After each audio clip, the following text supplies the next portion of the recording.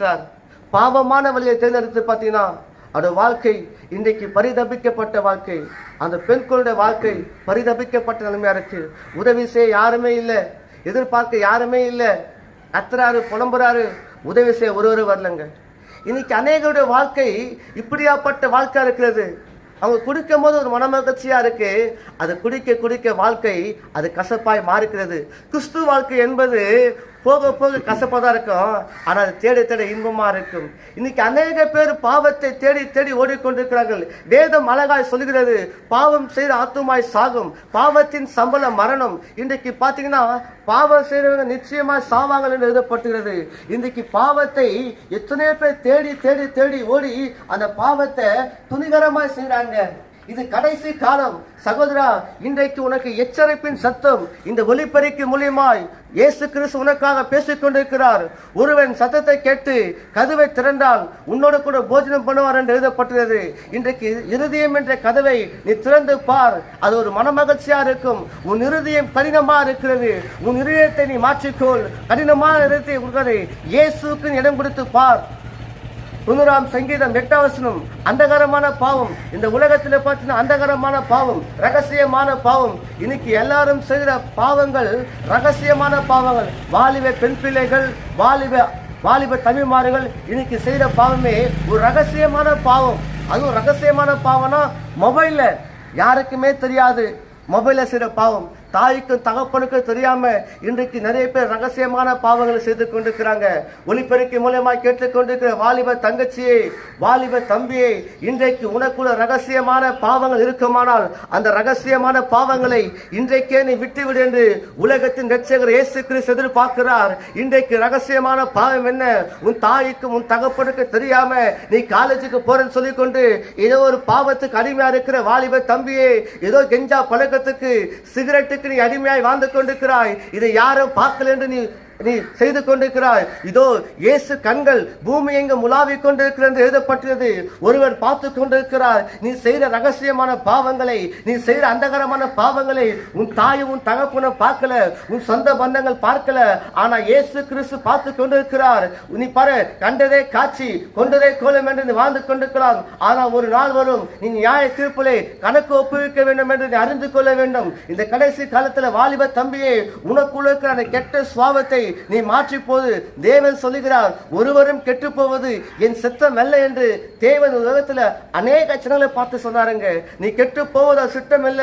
இன்றைக்கு உனக்குள்ள இப்படியாப்பட்ட ரகசியமான பாவங்கள் இருக்குமானால் இந்த ரகசியமான பாவங்களை விட்டு நீ மனம் திரும்ப வேண்டும். வாலிப தங்கச்சியே, உன் தாய்க்கு உன் தகப்பனுக்கு தெரியாம ஏதோ ஒரு பையன் கூட நீ லவ் பண்ணி கொண்டிருக்கிறாய். இந்த லவ் என்பது உலகத்துல மாயமற்ற அன்பு, அது பாவம் என்று எங்களால் வேத புத்தகத்தில் சொல்லப்பட்டுங்க.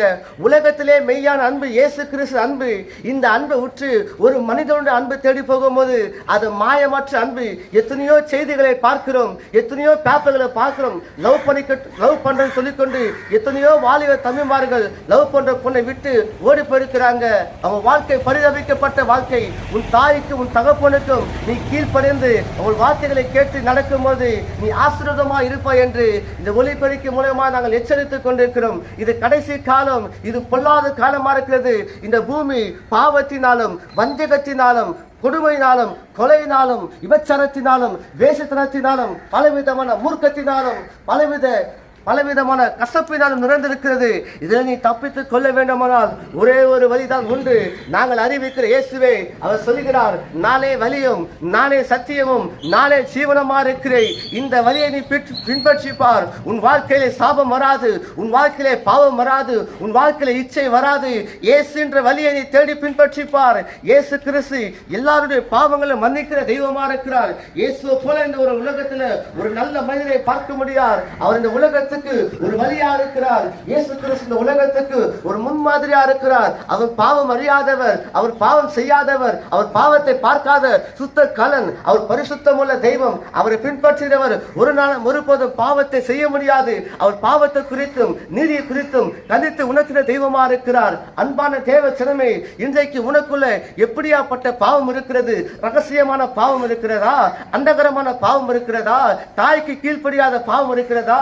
நீ கெஞ்சா பழக்கத்துக்கு அடிமையா இருக்கிறியா, இல்ல போதை பழக்கத்துக்கு அடிமையா இருக்கிறியா, இந்த பாவத்தை என்னால விட முடியல என்று நீ தவித்துக் கொண்டிருக்கிறியா, யார் எனக்கு உதவி செய்வா? அண்ணா, நீங்க சொல்லும் போது நல்லா இருக்கிறது, இந்த பாவத்தை நான் விடணும் ஆசையா இருக்கு தம்பி, நான் குடிக்க கூடாதுன்னு நினைக்கிறேன், ஆனா நான் விட முடியல. இந்த பாவத்தை யார் சுமக்க முடியும்? எனக்குள்ள இருக்கிற பாரத்தை யார் சுமக்க முடியும் என்று நீ கேட்கலாம். ஒருவர் இருக்கிறார், அவர்தான் இயேசு கிறிஸ்து. அவர் சொல்லுகிறார், யோவான் 1:29 உலகத்தின் பாவங்களை சுமந்து தீர்க்கிற தேவாட்டுக்குட்டியானவர் உலகத்தில் இருக்கிற அனைவருடைய பாவங்களையும் அனைவருடைய பாரங்களையும் அவர் சுமக்க ஆயத்தமா இருக்கிறார். இன்றைக்கு எப்படியாப்பட்ட பாவம் இருந்தாலும் சரி, இயேசு கிறிஸ்து சுமக்க அது ஆயத்தமா இருக்கிறார். சகோதரா, சகோதரியே, வாலிப தங்கச்சியே, வாலிப தம்பியே, இன்றைக்கு நீ பாவம் செய்து தேவ மகிமை அற்று போயிருக்கலாம். உன் பாவத்தை சுமக்க உன் தாயாலையும் உன் தகப்பனாலையும் நம்முடைய பாவங்களையும் நம்முடைய பாரத்தை சுமக்க முடியாதுங்க. ஆனா ஒருவர் சுமந்தார். எனக்குள்ளே பலவிதமான பாவங்கள் இருந்தது, பலவிதமான பாரங்கள் இருந்தது, என்னால் சுமக்கவே முடியல. எத்தனை விதமான கடன்கள், எத்தனை விதமான பிரச்சனைகள், தொல்லைகள், எத்தனை விதமான கண்ணீர், உபத்திரங்கள் என்ற வாழ்க்கையில எத்தனை விதமான பாவங்கள். ஒரு மனுஷனுக்குள்ள உபத்திரம் வரும்போது, பாவம் வரும்போது, அவனுக்குள்ள கோபம் வரும்போது அவன் நிச்சயமாக பாவம் செய்வாங்க. எனக்குள்ள கோபம் வந்தது, எரிச்சல் வந்தது, பலவிதமான கஷ்டங்கள் வந்தது. எதற்காக இந்த வாழ்க்கை, எதற்காக இந்த ஓட்டம்? இயேசுவே இல்லையா என்று பலவிதமான போராட்டத்தை தான் ஓடிக்கொண்டிருக்கும் போது ஒரு நாள் நான் இயேசு கிட்ட என் பாரத்தை இறக்கி வச்சேங்க. அவர் சொன்னார், நீயா உன் பாரத்தை சுமக்கிற, உன் பாரத்தை என் மேல் வைத்து விடு, அதை லெகுவாக மாத்திர சொன்ன தெய்வங்க. பாருங்க, என் பாரத்தை எல்லாம் அவர் ஏற்றுக்கொண்டு, எனக்குள்ள இருக்கிற அநேக பாரங்களை ஏற்றுக்கொண்டு என் பாரங்களை லெகுவாக மாற்றினாருங்க. இன்றைக்கு நான் மனமகிழ்ச்சியா இருக்கிற காரணம் இயேசு கிறிஸ்து. அன்பான இந்த ஒலிபெருக்கி மூலமா கேட்டுக்கொண்டிருக்கிற சகோதரே, நீ பாவம் செய்திருக்கலாம், நீ குடித்திருக்கலாம், நீ விபச்சாரம் செய்திருக்கலாம், நீ பொய்யான ஒரு வாழ்க்கை வாழ்ந்து கொண்டிருக்கலாம், ஏதோ ஒரு பாவத்துக்கு அடிமையா இருக்கலாம். இந்த பாவத்தை நீ சுமக்காத, உனக்காக ஒருவர் இருக்கிறார், அவர்தான் இயேசு கிறிஸ்து. இன்றைக்கு உன் பாவங்களை சுமக்கும்படியாக அவர் ஆயத்தமா இருக்கிறார். நீ ஒரு காரியம் மாத்திரம் செய்தால் போதும். தன் பாவத்தை மறைக்கிறவன் வாழ்வடையவே முடியாது. அது அறிக்கை செய்யும் போது நிச்சயமாக இயேசு கிறிஸ்து உன் பாவங்களை மன்னிப்பார். வாயினால் அறிக்கை செய்து அதை விசுவாசித்து இருதயத்தினாலே நீ ரட்சிக்கப்படுவாய் என்று யாக்கோபு புத்தகத்தில் எழுதப்பட்டுள்ளது. நீ அறிக்கை செய்து பாருங்க, நிச்சயமாக வெள்ளினாலும் அல்ல, பொன்னினாலும் அல்ல, இயேசு கிறிஸ்து ரத்தத்தினாலே உன்னை மீட்டெடுத்தார், இயேசு கிறிஸ்து ரத்தத்தினாலே உன்னை ரட்சித்தார் என்று எழுதப்பட்டுள்ளது. அன்பான தேவ ஜனமே, இன்றைக்கு இயேசு கிறிஸ்து உன் பாவங்களை மன்னித்து விடுவார். இயேசு கிறிஸ்து நிச்சயமாக உன் பாவங்களை மன்னிப்பாருங்க. மன்னிக்கிற தெய்வம் தான் இயேசு கிறிஸ்து. இப்படியாப்பட்ட பாவங்களையும் சரி, யாருமே இறங்க மாட்டாங்க, யாருமே மன்னிக்க மாட்டாங்க. ஒரு அரசாங்கம் கூட சரி, ஒரு பாவம் செய்தா மன்னிக்கவே மன்னிக்காது. ஆனா இயேசு கிறிஸ்து அவர் இரக்கமுள்ள தெய்வமா இருக்கிறார். அவர் குடும்பம் உள்ள மனிதனு கூட, ஒரு மிருகம் உள்ள ஒரு மனிதனு கூட அன்பா நேசிக்கிற தெய்வம். இன்றைக்கு உங்கள் பாவங்களை அவர் மன்னிக்கிற தெய்வமா இருக்கிறார். அது மாத்திரமே இல்லைங்க, அவர் சொல்லுகிறார், உலகத்தில் இருக்கிற அநேக ஜனங்களுக்காக அவர் பலியாக மாறினார். இன்றைக்கு இந்த ஒலிபெருக்கி மூலமா கேட்டுக்கொண்டு உங்களுக்கு தேவைப்பட்ட எங்க மத்தியில் செபிக்கிறோம்.